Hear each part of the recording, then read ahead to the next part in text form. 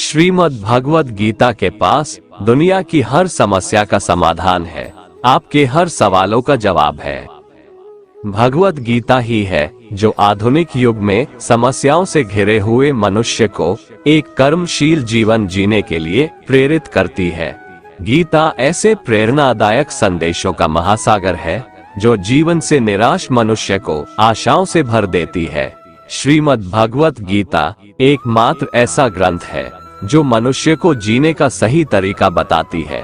गीता जीवन में धर्म, कर्म और प्रेम का पाठ पढ़ाती है। श्रीमद् भगवत गीता का ज्ञान मानव जीवन और जीवन के बाद का जीवन दोनों के लिए उपयोगी माना गया है। श्रीमद् भगवत गीता भगवान का श्वास है, हृदय है और भगवान की साक्षात मूर्ति है। गीता भगवान का प्रधान रहस्यमय आदेश है। ऐसी दशा में गीता का पालन करने वाला उन्हें प्राणों से भी बढ़कर प्रिय है। भगवत गीता में कुल 18 अध्याय है और 700 श्लोक है, जिसे सभी के लिए पढ़ पाना थोड़ा मुश्किल है। इसीलिए आज के इस बेहद ही खास वीडियो में हम श्रीमद् भगवत गीता के 30 विचारों के बारे में बात करने वाले हैं, जिन्हें जानकर आप श्रीमद् भगवत गीता का सही मतलब समझ पाएंगे। इसलिए इन विचारों को आप हर रोज जरूर सुने।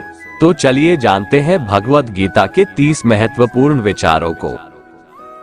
भगवान श्री कृष्ण अर्जुन को उपदेश देते हुए कहते हैं कि हे अर्जुन, क्यों व्यर्थ चिंता करते हो? किससे व्यर्थ डरते हो? कौन तुम्हें मार सकता है? यह आत्मा अजर अमर है। आत्मा न तो मरता है और न ही जन्म लेता है, क्योंकि आत्मा अजन्मा, नित्य, सनातन और पुरातन है। शरीर के मारे जाने पर भी यह नहीं मरता। जिस प्रकार मनुष्य अपने पुराने वस्त्रों को त्याग कर नए वस्त्र धारण करता है, ठीक उसी प्रकार आत्मा पुराने व्यर्थ शरीर को त्याग कर नए शरीर को धारण करती है। आत्मा को शस्त्र काट नहीं सकते और न अग्नि इसे जला सकती है, जल इसे गीला नहीं कर सकता और ना ही वायु इसे सुखा सकती है। ये प्रकृति का नियम है। इस सत्य को स्वीकार करके भयमुक्त होकर आज में जीना चाहिए। ज्ञानी व्यक्ति ना तो मरने वाले का शोक करते हैं और ना ही उनका शोक करते हैं जो अभी जिंदा है, क्योंकि वो जानते हैं जो मर गया वो फिर से जन्म लेगा और जो जिंदा है वो एक दिन जरूर मरेगा। परंतु फिर भी अगर तुम इस आत्मा को सदा जन्म लेने वाला और सदा मरने वाला समझता है, तो भी हे महाबाहो, तू इस प्रकार का शोक करने के योग्य नहीं है, क्योंकि इस मान्यता के अनुसार जन्मे हुए की मृत्यु निश्चित है और मरे हुए का जन्म लेना भी निश्चित है। हे अर्जुन, अपने धर्म से भागकर तू भय मत कर, क्योंकि एक क्षत्रिय के लिए धर्मयुक्त युद्ध से बढ़कर दूसरा कोई कल्याणकारी कर्तव्य नहीं है। हे पार्थ, अपने आप प्राप्त हुए और खुले हुए स्वर्ग के द्वार रूपी इस प्रकार के युद्ध को भाग्यवान क्षत्रिय लोग ही पाते हैं। किंतु अगर तुम इस धर्मयुक्त युद्ध को नहीं करेगा, तो स्वधर्म और कीर्ति को खोकर पाप को प्राप्त होगा तथा युगों युगों तक तुम्हारे अपकीर्ति की चर्चा होगी। सम्मानित पुरुष के लिए अपकीर्ति मौत से भी बढ़कर है। या तो तुम युद्ध में मारा जाएगा और स्वर्ग को प्राप्त होगा, या तो संग्राम में जीतकर पृथ्वी का राज्य भोगेगा। इस कारण हे अर्जुन, उठ और युद्ध कर। हार जीत, लाभ हानि और सुख दुख को समान समझकर युद्ध के लिए तैयार हो जा। इस प्रकार युद्ध करने से तू पाप को नहीं प्राप्त होगा और यही तुम्हारा सबसे बड़ा धर्म और कर्म है। कर्म पर ज्ञान देते हुए भगवान श्री कृष्ण कहते हैं कि हे अर्जुन, कर्म करो लेकिन फल की इच्छा मत रखो। अपने संपूर्ण कर्मों को भगवान को समर्पित करके करो। जो मनुष्य इस प्रकार से कर्म करता है वह कर्मयोगी कहलाता है। कर्मयोगी की स्थिति इस संसार में एक दाता के समान है और वह कुछ पाने की कभी चिंता नहीं करता। वह जानता है कि वह दे रहा है और बदले में कुछ मांगता नहीं, और इसीलिए वह दुख के चंगुल में नहीं पड़ता। कर्मयोगी कर्म का त्याग नहीं करता है, वह केवल कर्मफल का त्याग करता है और कर्मजनित दुखों से मुक्त हो जाता है। कर्म फल का त्याग कर धर्मनिरपेक्ष कार्य का संपादन भी पूजा के समान हो जाता है। संसार का कोई कार्य ब्रह्म से अलग नहीं है, इसलिए कार्य की प्रकृति कोई भी हो, निष्काम कर्म सदा ईश्वर को ही समर्पित हो जाता है। पुनर्जन्म का कारण वासनाओं या अतृप्त कामनाओं का संचय है। कर्मयोगी कर्मफल के चक्कर में ही नहीं पड़ता, अतः वासनाओं का संचय भी नहीं होता। इस प्रकार कर्मयोगी पुनर्जन्म के बंधन से भी मुक्त हो जाता है। कर्मयोग हमारे आत्मज्ञान को जागृत करता है। इसके बाद हम न केवल अपने वर्तमान जीवन के उद्देश्यों को, बल्कि जीवन के बाद की अपनी गति का पूर्वाभास प्राप्त कर सकते हैं। इस योग में कर्म के द्वारा ईश्वर की प्राप्ति की जाती है। श्रीमद् भगवत गीता में कर्मयोग को सर्वश्रेष्ठ माना गया है। गृहस्थ और कर्मठ व्यक्ति के लिए ये योग अधिक उपयुक्त है। कर्मयोग का कभी नाश नहीं होता। इसके संस्कार साधक के अंतःकरण में स्थित हो जाते हैं और वे साधक को दूसरे जन्म में पुनः साधन में लगा देते हैं। निष्काम भाव से किए गए कर्मों का विपरीत परिणाम भी नहीं होता है और ऐसा साधक भगवान को प्राप्त हो जाता है। श्री भगवान कहते हैं कि आसक्ति रहित कर्म वेदों से भी बढ़कर है। वेद भी सिर्फ 3 गुणों में समाप्त हो जाते हैं, उससे आगे वे भी नहीं जानते। उससे आगे है कर्म योग। श्री भगवान का कहना है कि कर्म करो लेकिन उससे आसक्ति मत रखो।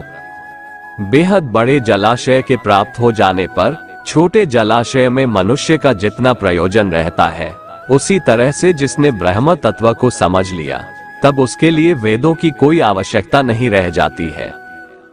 भगवान श्री कृष्ण कहते हैं, श्रेष्ठ पुरुष जैसा आचरण करता है, अन्य पुरुष भी वैसा ही आचरण करते हैं। वह जो कुछ प्रमाण देता है, समस्त मनुष्य समुदाय उन्हीं के पद चिन्हों पर अपने रास्ते चुनता है। इसलिए सज्जन व्यक्तियों को सदैव अच्छा व्यवहार करना चाहिए। हे अर्जुन, मेरा इन तीनों लोकों में न तो कुछ कर्तव्य है और न ही कोई वस्तु प्राप्त करने योग्य है, फिर भी मैं कर्म में ही बरतता हूँ, अर्थात मैं भी कर्म करते हुए अपने कर्तव्य का निर्वाह करता हूँ। श्री भगवान कहते हैं, हे पार्थ, यदि मैं कर्मों को करने में सावधानी ना बरतूं तो बड़ा अनर्थ हो जाएगा, क्योंकि मनुष्य सब प्रकार से मेरे ही मार्ग का अनुसरण करते हैं। इसलिए यदि मैं कर्म न करूं तो ये सब मनुष्य नष्ट भ्रष्ट हो जाएंगे और मैं संकर्ता का करने वाला हो जाऊंगा तथा इस समस्त प्रजा को नष्ट करने वाला बन जाऊंगा। हे भारत, जिनमें समझ नहीं होती वो कर्म में आसक्त होकर कर्म करते हैं। आसक्ति रहित विद्वान को भी चाहिए कि वह भी लोगों को सही दिशा दिखाने के लिए उसी प्रकार कर्म करे। जो ज्ञानी है, जिन्हें ईश्वर की सच्चाई मालूम हो चुकी है, उनकी ये जिम्मेदारी बन चुकी है कि उनके काम करने के तरीके से कहीं किसी और के मन में काम करने के प्रति अश्रद्धा या अपमान ना पैदा हो जाए। इसलिए उन ज्ञानी जनों के लिए ये जरूरी है कि वो ऐसा उदाहरण सामने रखें जिससे हर कोई अपना कर्म, अपना कर्तव्य करने के लिए प्रेरित हो। वास्तव में संपूर्ण कर्म सब प्रकार से प्रकृति के गुणों द्वारा किए जाते हैं, तो भी जिसका अंतःकरण अहंकार से मोहित हो रहा है, ऐसा अज्ञानी मैं करता हूँ ऐसा मानता है। तामसिक गुण वाले व्यक्ति आलस्य या नींद इसी प्रकार के कर्म करते हैं। राजसिक गुण वाले बात बात पर शौर्य या बहादुरी दिखाने का काम करते हैं, लेकिन ज्ञानी मनुष्य जानते हैं उसके गुण ही उससे कर्म करवा रहे हैं, और जो ज्ञानी नहीं होते वो समझते हैं कि सब कुछ वही कर रहे हैं। कर्म में लगे हुए ज्ञानियों को ये जानना चाहिए कि गुण ही उनसे कर्म करवाते हैं, वो खुद कुछ भी नहीं करते। और जो ज्ञानी इस बात को समझ ले तो ये उनकी जिम्मेदारी होती है कि वो अज्ञानियों को समझाए कि कर्म ही उनका धर्म है। श्री कृष्ण अर्जुन से कहते हैं कि तुम मुझ अंतर्यामी परमात्मा में अपने सारे कर्मों को अर्पण कर दे। जो कोई मनुष्य दोष दृष्टि से रहित और श्रद्धा युक्त होकर मेरे इस मत का सदा अनुसरण करते हैं, वे भी संपूर्ण कर्मों से छूट जाते हैं। परंतु जो मनुष्य मुझ में दोषारोपण करते हुए मेरे इस मत के अनुसार नहीं चलते हैं, उन मूर्खों को तू संपूर्ण ज्ञानों में मोहित और नष्ट हुआ ही समझ। ज्ञानी मनुष्य या योगी किसे कहते हैं इसके बारे में श्री भगवान बताते हैं कि जब मनुष्य मन में स्थित संपूर्ण कामनाओं को भली भांति त्याग देता है और आत्मा से आत्मा में ही संतुष्ट रहता है, तब वह मनुष्य ज्ञानी या योगी कहलाता है। दुखों की प्राप्ति होने पर जिसके मन में उद्वेग नहीं होता, सुखों की प्राप्ति में जो सर्वथा स्पृहा रहित है तथा जिसके राग, भय और क्रोध नष्ट हो गए हैं, ऐसा मनुष्य ज्ञानी कहलाता है। जो मनुष्य सर्वत्र स्नेह रहित होकर शुभ या अशुभ वस्तु को प्राप्त होकर न प्रसन्न होता है और न द्वेष करता है, वह ज्ञानी है। जिस प्रकार कछुआ सब ओर से अपने अंगों को समेट लेता है, वैसे ही जब कोई मनुष्य इंद्रियों के विषयों से इंद्रियों को सब प्रकार से हटा लेता है, तब वह स्थिर बुद्धि मनुष्य ज्ञानी के समान है, ऐसा समझना चाहिए। इसलिए साधक को चाहिए कि वह उन संपूर्ण इंद्रियों को वश में करके समाहित चित्त होकर मेरा ध्यान करे, क्योंकि जिस पुरुष की इंद्रियां वश में होती है, उसी की बुद्धि स्थिर हो जाती है। विषयों का चिंतन करने वाले पुरुष की उन विषयों में आसक्ति हो जाती है, आसक्ति से उन विषयों की कामना उत्पन्न होती है और कामना में विघ्न पड़ने से क्रोध उत्पन्न होता है। क्रोध से भ्रम पैदा होता है, स्मृति में भ्रम हो जाने से बुद्धि का नाश हो जाता है और बुद्धि का नाश हो जाने से उस पुरुष का पतन हो जाता है। जिस प्रकार हवा के झोंके नाव को भटका देती है, ठीक उसी प्रकार मनुष्य की इंद्रियां उसकी बुद्धि को भटका देती है। इसलिए हे महाबाहो, जिस पुरुष की इंद्रियां उसके बस में होती है, उसी की बुद्धि स्थिर है और वही पुरुष योगी या ज्ञानी कहलाता है। भगवान श्री कृष्ण कहते हैं, जिस प्रकार समुद्र की स्थिति अचल है, भारी से भारी आंधी तूफान आने पर या अनेक नदियों के जल प्रवाह उसमें प्रविष्ट होने पर भी वह अपनी स्थिति से विचलित नहीं होता, मर्यादा का त्याग नहीं करता, उसी प्रकार परमात्मा के स्वरूप में स्थित योगी की स्थिति भी सर्वथा अचल होती है। बड़े से बड़े सांसारिक सुख दुखों का संयोग वियोग होने पर भी उसकी स्थिति में जरा भी अंतर नहीं पड़ता।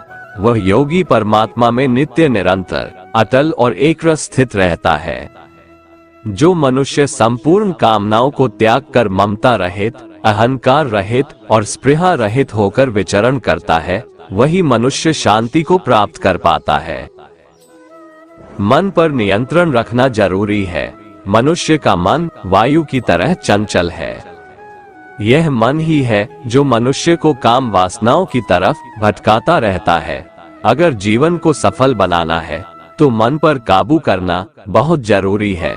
मन को वश में करने से दिमाग की शक्ति केंद्रित होती है, जिससे कार्यों में सफलता मिलने लगती है। गीता के अनुसार जिस व्यक्ति ने अपने मन पर काबू पा लिया, वह मन में पैदा होने वाली बेकार की चिंताओं और इच्छाओं से भी दूर रहता है। साथ ही व्यक्ति अपने लक्ष्य को भी आसानी से प्राप्त कर लेता है। अगर मन को वश में नहीं करोगे तो वह तुम्हारा सबसे बड़ा शत्रु बन जाएगा। हमेशा शक करने वाला व्यक्ति कभी शांति प्राप्त नहीं कर पाता है, इसलिए संदेह करने से बचे। अधिक संदेह करने से मन की शांति भंग हो जाती है और व्यक्ति भ्रमित होकर अपने संबंधों को नष्ट कर डालता है। जो हुआ वह अच्छा हुआ, जो हो रहा है वह अच्छा हो रहा है, जो होगा वह भी अच्छा ही होगा। तुम भूत का पश्चाताप न करो, भविष्य की चिंता न करो, अभी तो वर्तमान चल रहा है। तुम्हारा क्या गया जो तुम रोते हो? तुम क्या लाए थे जो तुमने खो दिया? तुमने क्या पैदा किया था जो नाश हो गया? न तुम कुछ लेकर आए, ना कुछ लेकर जाओगे। जो लिया यहीं से लिया, जो दिया यहीं पर दिया। जो लिया इसी संसार से लिया, जो दिया इसी संसार को दिया। तुम खाली हाथ आए थे और खाली हाथ चले जाओगे। जो आज तुम्हारा है कल वो किसी और का था, परसों किसी और का होगा। तुम इसे अपना समझकर मग्न हो रहे हो। बस यही प्रसन्नता तुम्हारे दुखों का कारण है। परिवर्तन संसार का नियम है। एक क्षण में तुम करोड़ों के स्वामी बन जाते हो, दूसरे ही क्षण में तुम दरिद्र हो जाते हो। मेरा तेरा, छोटा बड़ा, अपना पराया मन से मिटा दो, फिर सब तुम्हारा है, तुम सबके हो। भगवान श्री कृष्ण कहते हैं कि मैं ही सबकी शुरुआत हूँ। मैं शुरुआत से पहले भी था और सब खत्म होने के बाद भी रहूंगा। सब मुझ में है और मैं सब में हूँ। ये धरती, चंद्रमा, सूरज, मिट्टी, हवा, पानी सब मैंने बनाए हैं। मैंने ही भगवान, शैतान, राक्षस और इंसान बनाया। मैं ही ब्रह्मा हूँ, मैं ही विष्णु हूँ और मैं ही महेश हूँ। मैं धरती की मधुर सुगंध हूँ, मैं अग्नि की ऊष्मा हूँ। सभी जीवित प्राणियों का जीवन और सन्यासियों का आत्म संयम भी मैं ही हूँ। मैं ही सबका पालन पोषण करता हूँ और मैं ही सबका विनाश करता हूँ। मैं धरती के सभी प्राणियों को जानता हूँ, लेकिन वास्तविकता में मुझे कोई नहीं जानता। जब जब इस धरती पर पाप, अहंकार और अधर्म बढ़ेगा, तो उसका विनाश कर पुनः धर्म की स्थापना करने हेतु मैं अवश्य अवतार लेता रहूंगा। कान्हा कहते हैं, जिस प्रकार प्रकाश की ज्योति अंधेरे में चमकती है, ठीक उसी प्रकार सत्य भी चमकता है। इसलिए मनुष्य को हमेशा सत्य की राह पर चलना चाहिए। तन की सुंदरता मन को आकर्षित करती है, जबकि स्वभाव की सुंदरता हृदय को आकर्षित करती है। इसीलिए मनुष्य का स्वभाव हमेशा निर्मल होना चाहिए। कौन क्या कर रहा है, कैसे कर रहा है और क्यों कर रहा है, इन सब से आप जितना दूर रहेंगे उतना ही खुश रहेंगे। मनुष्य अपने हृदय से जो दान कर सकता है वो अपने हाथों से नहीं कर सकता, और मौन रहकर जो कुछ वो कह सकता है वो शब्दों से नहीं कह सकता। किसी भी व्यक्ति को ना तो समय से पहले और ना ही भाग्य से अधिक कुछ मिलता है, लेकिन उसे पाने के लिए सदैव प्रयत्नशील रहना चाहिए। भगवान श्री कृष्ण कहते हैं, जिस मनुष्य के अंदर ज्ञान की कमी और ईश्वर में श्रद्धा नहीं होती, वो मनुष्य जीवन में कभी भी आनंद और सफलता को प्राप्त नहीं कर पाता। मोह विनाश का कारण होता है। मनुष्य के दुखों का मूल कारण उसका मोह ही है। वो जितना अधिक मोह करेगा उतना ही अधिक कष्ट भी भोगेगा। ज्यादा खुश होने पर और ज्यादा दुखी होने पर निर्णय नहीं लेना चाहिए, क्योंकि ये दोनों परिस्थितियां आपको सही निर्णय नहीं लेने देती हैं।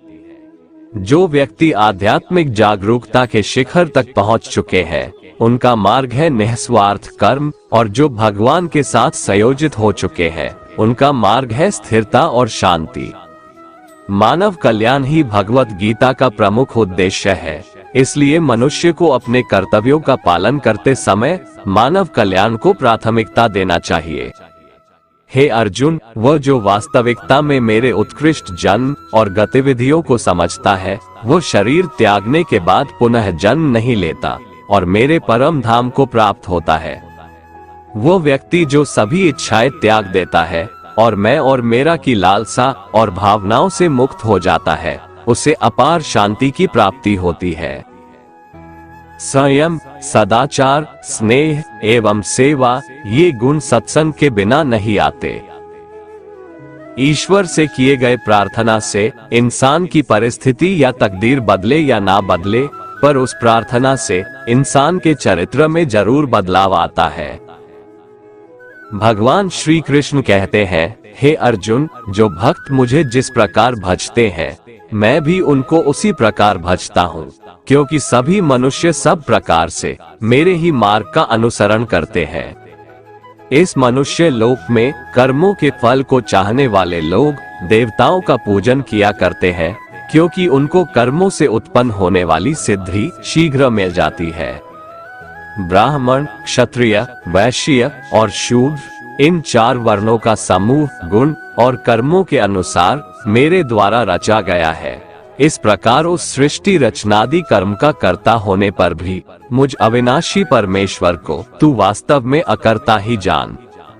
जिसने अपने मन और इंद्रियों को जीत लिया है और जिसने समस्त भोगों की सामग्री का परित्याग कर दिया है, ऐसा आशा रहित पुरुष केवल शरीर संबंधी कर्म करता हुआ भी पापों को नहीं प्राप्त होता है।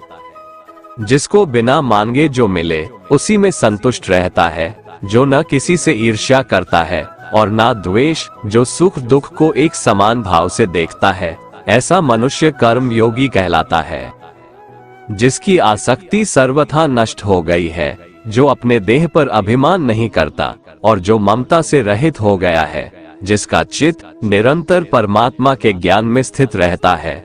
वैसा कर्मयोगी अपना कर्म यज्ञ की तरह करता है और मोक्ष को प्राप्त होता है। जो अपना सब कुछ परमात्मा को अर्पित कर देता है, जिसके लिए परमात्मा ही सब कुछ है, जो अपने हर कर्म में परमात्मा को देखता है और हर कर्म परमात्मा के लिए करता है, वैसा कर्मयोगी मोक्ष का अधिकारी होता है। कान्हा कहते हैं, अपनी इंद्रियों को वश में करने का सबसे बड़ा तरीका है ज्ञान। ज्ञान से ही योगी लोग अपने मन को नियंत्रण में करते हैं। जब भी कोई बुरा विचार आता है तो उनका ज्ञान ही उसे बताता है कि उनका लक्ष्य ये नहीं है। भगवान श्री कृष्ण कहते हैं, यदि कोई मनुष्य सब पापियों से भी अधिक पाप करने वाला है तो भी वह ज्ञान रूपी नाव द्वारा परमात्मा की भक्ति करके पाप रूपी समुद्र से तर जाता है। क्योंकि जिस प्रकार प्रज्वलित अग्नि ईंधनों को भस्ममय कर देता है, वैसे ही ज्ञान रूप अग्नि संपूर्ण कर्मों को भस्ममय कर देता है और मनुष्य परमात्मा को प्राप्त हो जाता है। जिसने अपनी इंद्रियों को जीत लिया है, वह मनुष्य ज्ञान को प्राप्त होता है और भगवान की प्राप्ति कर परम शांति को प्राप्त हो जाता है। विवेकहीन और श्रद्धा रहित और संशय युक्त मनुष्य इस ज्ञान को कभी प्राप्त नहीं कर पाता है। ऐसे संशय युक्त मनुष्य के लिए न ये लोक है, न परलोक है और न सुख ही है। श्री भगवान भगवत गीता में कहते हैं कि व्यक्ति को सदैव बुराई से बचकर रहना चाहिए। अगर कोई बुरा कर्म करता है तो वह कर्म उसको अपने जीवन में भोगना ही पड़ता है। जिस प्रकार बछड़ा हजारों के झुंड में भी अपनी माँ को खोज लेता है, वैसे ही कर्म का फल आपको हजारों के भीड़ में भी खोज लेगा। माधव कहते हैं, किसी जीव को कष्ट देकर आप मुझे खुश नहीं देख सकते हो। श्री कृष्ण जगत के स्वामी हैं, वह कण कण में निवास करते हैं। छोटे से छोटे जीव के हृदय में ईश्वर का वास होता है। उस जीव को कष्ट का अनुभव होना ईश्वर को कष्ट का अनुभव कराता है। अर्थात किसी जीव को कष्ट देकर अपने ईश्वर को खुश कैसे देख सकते हैं। मनुष्य हमेशा अपने भाग्य को कोसता है, ये जानते हुए भी कि भाग्य से भी ऊंचा उसका कर्म है जो उसके स्वयं के हाथों में है। जितना इंतजार परमात्मा आपसे करवा रहा है, समय आने पर वो इतना देगा कि संभाल भी नहीं पाओगे। कोई आपका साथ ना दे तो निराश मत होना, क्योंकि परमात्मा से बड़ा हमसफर कोई नहीं होता। विश्वास के बगैर इस दुनिया में कोई भी रिश्ता ज्यादा देर तक कायम नहीं रह सकता। केवल ज्ञान ही एक ऐसा अक्षय तत्व है जो कहीं भी किसी भी अवस्था में और किसी भी काल में मनुष्य का साथ नहीं छोड़ता। धरती पर जिस प्रकार मौसम में बदलाव आता है, उसी प्रकार जीवन में भी सुख दुख आता जाता रहता है। युद्ध हो या जीवन, सफलता केवल 3 शस्त्रों से प्राप्त होती है, धर्म, धैर्य और साहस। कोई भी मनुष्य जन्म से नहीं बल्कि अपने कर्मों से महान बनता है। कुछ पाना है तो खुद पर भरोसा कीजिए, क्योंकि सहारे कितने भी सच्चे और अच्छे हो, साथ छोड़ ही जाते हैं। मित्र गरीब है या अमीर मायने नहीं रखता, बल्कि वो आपके बुरे समय में आपका साथ कितना देता है, यह मायने रखता है। धर्म चाहे जो भी हो, अच्छे इंसान बनो, हिसाब हमारे कर्म का होगा, धर्म का नहीं। प्रकृति के 3 गुण, सत्व गुण, रज गुण और तम गुण से उत्पन्न होने वाले भाव, उन सबको तू मुझसे उत्पन्न होने वाला समझ, परंतु प्रकृति के गुण मेरे अधीन रहते हैं, मैं उनके अधीन नहीं हूँ। प्रकृति के इन तीनों गुणों से उत्पन्न भावों द्वारा संसार के सभी जीव मोहग्रस्त रहते हैं। इस कारण वे मुझ परम अविनाशी को नहीं जान पाते हैं। हे अर्जुन, इन तीनों दिव्य गुणों से युक्त मेरी माया को पार कर पाना असंभव है, परंतु जो मनुष्य मेरे शरणागत हो जाते हैं, वो मेरी इस माया को आसानी से पार कर जाते हैं। मनुष्यों में अधर्मी और दुष्ट स्वभाव वाले मूर्ख लोग मेरी शरण ग्रहण नहीं करते हैं, ऐसे नास्तिक स्वभाव धारण करने वालों का ज्ञान मेरी माया द्वारा हर लिया जाता है। बुद्धिहीन मनुष्य मुझ अप्रकट परमात्मा को मनुष्य की तरह जन्म लेने वाला समझते हैं, इसलिए वह मेरे सर्वश्रेष्ठ अविनाशी स्वरूप के परम प्रभाव को नहीं समझ पाते हैं। मैं सभी के लिए प्रकट नहीं हूँ, क्योंकि मैं अपनी योग माया द्वारा आच्छादित रहता हूँ। इसलिए यह मूर्ख मनुष्य मुझ अविनाशी परमात्मा को नहीं समझ पाते हैं। जो मनुष्य जीवन के अंत समय में मेरा ही स्मरण करता हुआ शारीरिक बंधन से मुक्त होता है, वह मेरे ही भाव को अर्थात मुझको ही प्राप्त होता है, इसमें कुछ भी संदेह नहीं है। हे कुंती पुत्र, मनुष्य अंत समय में जिस जिस भाव का स्मरण करता हुआ शरीर का त्याग करता है, वह उसी भाव को ही प्राप्त होता है जिस भाव का जीवन में निरंतर स्मरण किया है। इसलिए हे अर्जुन, तू हर समय मेरा ही स्मरण कर, मन बुद्धि से मेरे शरणागत होकर तू निश्चित रूप से मुझको ही प्राप्त होगा। हे पृथापुत्र, जो मनुष्य बिना विचलित हुए अपनी चेतना अर्थात आत्मा से योग में स्थित होने का अभ्यास करता है, वह निरंतर चिंतन करता हुआ उस दिव्य परमात्मा को ही प्राप्त होता है। मनुष्य को उस परमात्मा के स्वरूप का स्मरण करना चाहिए, जो कि सभी को जानने वाला है, पुरातन है, जगत का नियंता है, सूक्ष्म से भी अति सूक्ष्म है, सभी का पालन करता है, अकल्पनीय स्वरूप है, सूर्य के समान प्रकाशमान है और अंधकार से परे स्थित है। जो मनुष्य मृत्यु के समय अचल मन से भक्ति में लगा हुआ योग शक्ति के द्वारा प्राण को दोनों भौहों के मध्य में पूर्ण रूप से स्थापित कर लेता है, वह निश्चित रूप से परमात्मा के उस परम धाम को ही प्राप्त होता है। हे पृथापुत्र अर्जुन, जो मनुष्य मेरे अतिरिक्त अन्य किसी का मन से चिंतन नहीं करता है और सदैव नियमित रूप से मेरा ही स्मरण करता है, उस नियमित रूप से मेरी भक्ति में स्थित भक्त के लिए मैं सरलता से प्राप्त हो जाता हूँ। मुझे प्राप्त करके उस मनुष्य का इस दुख रूपी अस्तित्व रहित क्षणभंगुर संसार में पुनर्जन्म कभी नहीं होता है, बल्कि वह महात्मा परम सिद्धि को प्राप्त करके मेरे परम धाम को प्राप्त होता है। हे अर्जुन, इस ब्रह्मांड में निम्न लोक से ब्रह्म लोक तक के सभी लोकों में सभी जीव जन्म मृत्यु को प्राप्त होते रहते हैं, किंतु हे कुंती पुत्र अर्जुन, मुझे प्राप्त करके मनुष्य का पुनर्जन्म कभी नहीं होता है।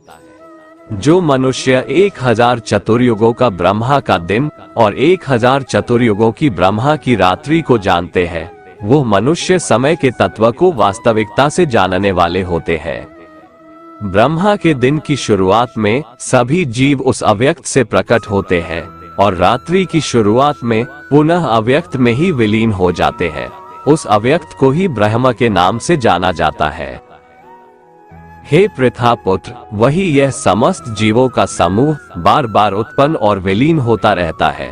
ब्रह्मा की रात्रि के आने पर विलीन हो जाता है और दिन के आने पर अपने आप प्रकट हो जाता है, लेकिन उस अव्यक्त ब्रह्म के अतिरिक्त शाश्वत परम अव्यक्त पर ब्रह्म है। वह पर ब्रह्म सभी जीवों के नाश होने पर भी कभी नष्ट नहीं होता है, जिसे वेदों में अव्यक्त अविनाशी के नाम से कहा गया है। उसी को परम गति कहा जाता है, जिसको प्राप्त करके मनुष्य कभी वापस नहीं आता है, वही मेरा परम धाम है। हे कुंती पुत्र, कल्प के अंत में सभी प्राणी मेरी प्रकृति में प्रवेश करके विलीन हो जाते हैं और अगले कल्प के आरंभ में उनको अपनी इच्छा शक्ति से मैं फिर उत्पन्न करता हूँ। 84 लाख योनियों में सभी प्राणी अपनी इच्छा शक्ति के कारण बार बार मेरी इच्छा शक्ति से विलीन और उत्पन्न होते रहते हैं। ये सभी पूर्ण रूप से खुद ही मेरी इच्छा शक्ति के अधीन होते हैं, अर्थात मेरी प्रकृति के अधीन होते हैं। हे धनंजय, ये सभी कर्म मुझे बांध नहीं पाते हैं, क्योंकि मैं उन कार्यों में बिना किसी फल की इच्छा से उदासीन भाव में स्थित रहता हूँ। हे कुंती पुत्र, मेरी अधीनता में मेरी अपराध शक्ति सभी चर तथा अचर जीव उत्पन्न और विनिष्ट करती रहती है। इसी कारण से यह संसार परिवर्तनशील है। मूर्ख मनुष्य मुझे अपने ही समान जन्म मृत्यु को प्राप्त होने वाला समझते हैं, इसलिए वह सभी मनुष्य जीवात्माओं का परम ईश्वर वाले मेरे स्वभाव को नहीं समझ पाते हैं। ऐसे मनुष्य कभी न पूर्ण होने वाली आशा में, कभी न पूर्ण होने वाले कर्मों में और कभी न प्राप्त होने वाले ज्ञान में मोहग्रस्त होकर मेरी मोहने वाली भौतिक प्रकृति की ओर आकृष्ट होकर निश्चित रूप से राक्षसी प्रवृत्ति और आसुरी स्वभाव धारण किए रहते हैं। हे पृथा पुत्र, मोह से मुक्त हुए महापुरुष दैवीय स्वभाव को धारण करके मेरी शरण ग्रहण करते हैं और मुझको सभी जीवात्माओं का उद्गम जानकर अनन्य भाव से मुझ अविनाशी का स्मरण करते हैं। ऐसे महापुरुष दृढ़ संकल्प से प्रयत्न करके निरंतर मेरे नाम और महिमा का गुणगान करते हैं और सदैव मेरी भक्ति में स्थिर होकर मुझे बार बार प्रणाम करते हुए मेरी पूजा करते हैं। कुछ मनुष्य ज्ञान के अनुशीलन द्वारा यज्ञ करके, कुछ मनुष्य मुझे एक ही तत्व जानकर, कुछ मनुष्य अलग अलग तत्व जानकर अनेक विधियों से निश्चित रूप से मेरे विश्व स्वरूप की ही पूजा करते हैं।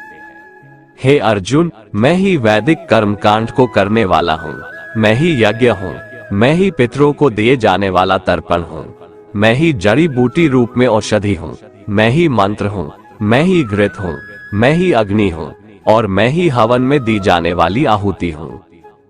इस संपूर्ण ब्रह्मांड का मैं ही पालन करने वाला पिता हूँ, मैं ही उत्पन्न करने वाली माता हूँ, मैं ही मूल स्रोत दाता हूँ, मैं ही इसे धारण करने वाला हूँ, मैं ही पवित्र करने वाला ओंकार शब्द से जानने योग्य हूँ, मैं ही ऋग्वेद, सामवेद और यजुर्वेद हूँ।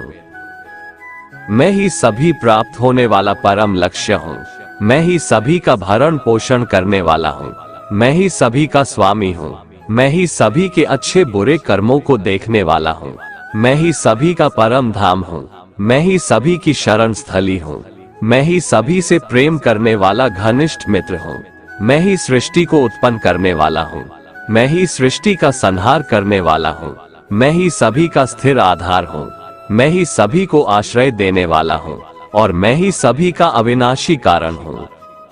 हे अर्जुन, मैं ही सूर्य रूप में तपकर जल को भाप रूप में रोककर बारिश रूप में उत्पन्न होता हूँ, मैं ही निश्चित रूप से अमर तत्व हूँ, मैं ही मृत तत्व हूँ, मैं ही सत्य रूप में तत्व हूँ और मैं ही असत्य रूप में पदार्थ हूँ। जो मनुष्य तीनों वेदों के अनुसार यज्ञों के द्वारा मेरी पूजा करके सभी पापों से पवित्र होकर स्वर्ग लोकों की प्राप्ति के लिए प्रार्थना करते हैं, वह मनुष्य अपने पुण्यों के फल स्वरूप इंद्र लोक में जन्म को प्राप्त होकर स्वर्ग में देवी देवताओं वाले सुखों को भोगते हैं। वह जीवात्मा उस विशाल स्वर्ग लोक के सुखों का भोग करके पुण्य फलों के समाप्त होने पर इस मृत्यु लोक में पुनः जन्म को प्राप्त होते हैं। इस प्रकार तीनों वेदों के सिद्धांतों का पालन करके सांसारिक सुख की कामना वाले मनुष्य बार बार जन्म और मृत्यु को प्राप्त होते रहते हैं। जो मनुष्य एकमात्र मुझे लक्ष्य मानकर अनन्य भाव से मेरा ही स्मरण करते हुए कर्तव्य कर्म द्वारा पूजा करते हैं, जो सदैव निरंतर मेरी भक्ति में लीन रहता है, उस मनुष्य की सभी आवश्यकताएं और सुरक्षा की जिम्मेदारी मैं स्वयं निभाता हूँ। मेरे ऐश्वर्य के प्रभाव को न तो कोई देवतागण जानते हैं और न ही कोई महान ऋषिगण ही जानते हैं, क्योंकि मैं ही सभी प्रकार से देवताओं और महर्षियों को उत्पन्न करने वाला हूँ। जो मनुष्य मुझे जन्म मृत्यु रहित, आदि अंत रहित और सभी लोकों का महान ईश्वरीय रूप को जान जाता है, वह मृत्यु को प्राप्त होने वाला मनुष्य मोह से मुक्त होकर सभी पापों से मुक्त हो जाता है। हे अर्जुन, संशय को मिटाने वाली बुद्धि, मोह से मुक्ति दिलाने वाला ज्ञान, क्षमा का भाव, सत्य का आचरण, इंद्रियों का नियंत्रण, मन की स्थिरता, सुख दुख की अनुभूति, जन्म मृत्यु का कारण, भय अभय की चिंता, अहिंसा का भाव, समानता का भाव, संतुष्ट होने का स्वभाव, तपस्या की शक्ति, दानशीलता का भाव और यश अपयश की प्राप्ति में जो भी कारण होते हैं, ये सभी मनुष्यों के अनेकों प्रकार के भाव मुझसे ही उत्पन्न होते हैं। सातों महान ऋषि और उनसे भी पहले उत्पन्न होने वाले चारों सनकादि कुमारों तथा स्वयंभू मनु आदि, ये सभी मेरे मन की इच्छा शक्ति से उत्पन्न हुए हैं। संसार के सभी लोगों के समस्त जीव इन्हीं की ही संतानें हैं। जो मनुष्य मेरी इस विशेष ऐश्वर्य पूर्ण योग शक्ति को तत्व सहित जानता है, वह स्थिर मन से मेरी भक्ति में स्थित हो जाता है। इसमें किसी भी प्रकार का संदेह नहीं है। मैं ही संपूर्ण जगत की उत्पत्ति का कारण हूँ और मुझसे ही संपूर्ण जगत की क्रियाशीलता है। इस प्रकार मानकर विद्वान मनुष्य अत्यंत भक्ति भाव से मेरा ही निरंतर स्मरण करते हैं। जिन मनुष्यों के चित्त मुझ में स्थिर रहते हैं और जिन्होंने अपना जीवन मुझको ही समर्पित कर दिया है, वह भक्त जन आपस में एक दूसरे को मेरा अनुभव कराते हैं। वह भक्त मेरा ही गुणगान करते हुए निरंतर संतुष्ट रहकर मुझ में ही आनंद की प्राप्ति करते हैं। जो सदैव अपने मन को मुझ में स्थित रखते हैं और प्रेम पूर्वक निरंतर मेरा स्मरण करते हैं, उन भक्तों को मैं वह बुद्धि प्रदान करता हूँ जिससे वो मुझको ही प्राप्त होते हैं। बुरे लोग हमेशा बुरे कर्म करते हैं, फिर भी वह जीवन में सुखी और संपन्न रहते हैं, जबकि अच्छे लोग जीवन भर अच्छे कर्म करते हैं, फिर भी उसे अपमान और दर्द ही मिलता है। अक्सर लोगों के मन में ऐसा सवाल रहता है कि जो लोग अच्छे कर्म करते हैं वो परेशान रहते हैं, वहीं जो बुरे कर्म करते हैं वो खुशी से रह रहे होते हैं। अच्छे कर्म करने वाले परेशान होते हैं कि आखिर उन्हें इतनी परीक्षा क्यों देनी पड़ रही है, जबकि जो अधर्म की राह में है वो खुश है और जिंदगी का लुत्फ उठा रहे हैं। अक्सर लोग सोचते हैं कि अब अच्छाई का जमाना ही नहीं रहा। अगर आपके मन में भी ये सवाल आया है तो आज आप इसका जवाब सुन लीजिए। ये जवाब वो है जो भगवत गीता में लिखा है और श्री कृष्ण ने अर्जुन को दिया था। भगवत गीता में वर्णित कथा के अनुसार जब भी अर्जुन के मन में कोई दुविधा होती थी तो वो श्री कृष्ण के पास पहुंच जाते थे। एक बार की बात है, अर्जुन ने भगवान श्री कृष्ण के समीप आकर कहा कि वो दुविधा में है और इसका जवाब वो श्री कृष्ण से चाहते हैं। श्री कृष्ण ने पूछा कि क्या सवाल है। अर्जुन ने कहा, मुझे ये जानना है कि अच्छे लोगों के साथ हमेशा बुरा ही क्यों होता है, वहीं बुरे लोग खुशहाल दिखते हैं। अर्जुन के मुंह से ऐसी बातें सुनकर श्री कृष्ण मुस्कुराए और कहा, मनुष्य जैसा सोचता है और महसूस करता है वैसा कुछ नहीं होता है, बल्कि अज्ञानता की वजह से वो सच्चाई नहीं समझ पाता है। अर्जुन उनकी ये बात समझ नहीं पाए। इसके बाद श्री कृष्ण ने क्या कहा वो जानते हैं। कान्हा ने अर्जुन से कहा कि हे पार्थ, मैं तुम्हें एक कथा सुनाता हूँ, उसे सुनकर तुम समझ जाओगे कि हर प्राणी को उसके कर्म के हिसाब से ही फल मिलता है। प्रकृति हर किसी को अपनी राह चुनने का मौका देती है। अब वो मनुष्य की इच्छा पर निर्भर करता है कि उसे धर्म की राह चुननी है या अधर्म की। कथा शुरू करते हुए श्री कृष्ण ने कहा, एक नगर में दो पुरुष रहा करते थे। एक पुरुष व्यापारी था जिसके जीवन में धर्म की बहुत महत्ता थी। वो पूजा पाठ में यकीन रखता था। वो हर रोज मंदिर जाता था और दान धर्म भी करता था और हर रोज भगवान की पूजा करता था। वहीं दूसरा पुरुष बिल्कुल विपरीत था। वो हर रोज मंदिर तो जाता था लेकिन पूजा करने नहीं, बल्कि मंदिर के बाहर से जूते चप्पल चुराने। उसे दान और धर्म से कोई लेना देना नहीं था। समय बीतता गया और एक दिन बहुत जोर की बारिश हो रही थी। इस वजह से मंदिर में पुजारी के अलावा कोई नहीं था। ये बात जब दूसरे पुरुष को पता चली तो उसने कहा कि ये सही मौका है मंदिर का धन चुराने का। पंडित से नजर बचाकर उसने मंदिर का सारा धन चुरा लिया। उसी समय धर्म कर्म में विश्वास रखने वाला व्यक्ति भी मंदिर पहुंचा। दुर्भाग्य से मंदिर के पुजारी ने उसे ही चोर समझ लिया और चिल्लाने लगे। वहां लोग एकत्र हो गए और उसे बहुत मारा। किसी तरह वो बचते बचाते वहां से निकला तो दुर्भाग्य ने उसका साथ वहां भी नहीं छोड़ा। मंदिर के बाहर वो एक गाड़ी से टकरा गया और घायल हो गया। फिर वो व्यापारी लंगड़ाते हुए घर जाने लगा तो रास्ते में उसकी मुलाकात उस पुरुष से हुई जिसने मंदिर से धन चुराया था। उसने कहा, आज तो मेरी किस्मत चमक गई, एक साथ इतना सारा धन मिल गया। ये सब देखकर उसे बहुत बुरा लगा और उसने अपने घर से भगवान की सारी तस्वीरें निकाल दी। कुछ सालों बाद दोनों की पुरुषों की मृत्यु हो गई। मरने के बाद जब दोनों यमराज की सभा में पहुंचे और भले पुरुष ने दूसरे व्यक्ति को देखा तो उसे बहुत गुस्सा आया। उसने क्रोधित होकर यमराज से पूछ ही लिया, मैं तो हमेशा अच्छे कर्म करता था, दान में विश्वास रखता था, उसके बदले जीवन भर मुझे अपमान और दर्द ही मिला और इस व्यक्ति को नोटों से भरी पोटली, आखिर ऐसा भेदभाव क्यों? इस पर यमराज ने कहा, पुत्र तुम गलत समझ रहे हो।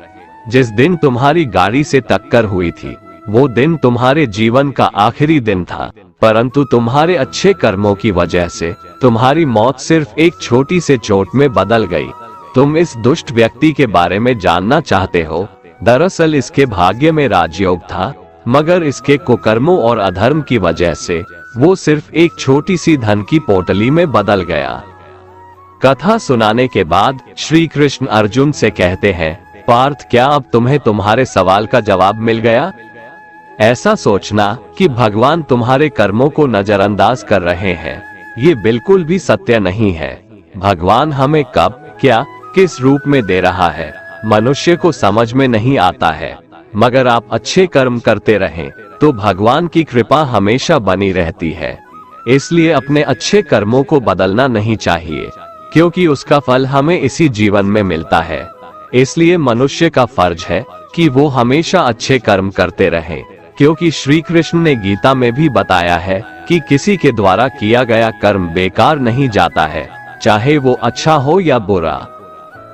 दोस्तों, अगर आपको हमारा ये वीडियो पसंद आया तो कमेंट में जय श्री राधे कृष्ण लिखें और ऐसे ही प्रेरणादायक वीडियो देखने के लिए हमारे चैनल को सब्सक्राइब कर लें। जय श्री राधे कृष्ण।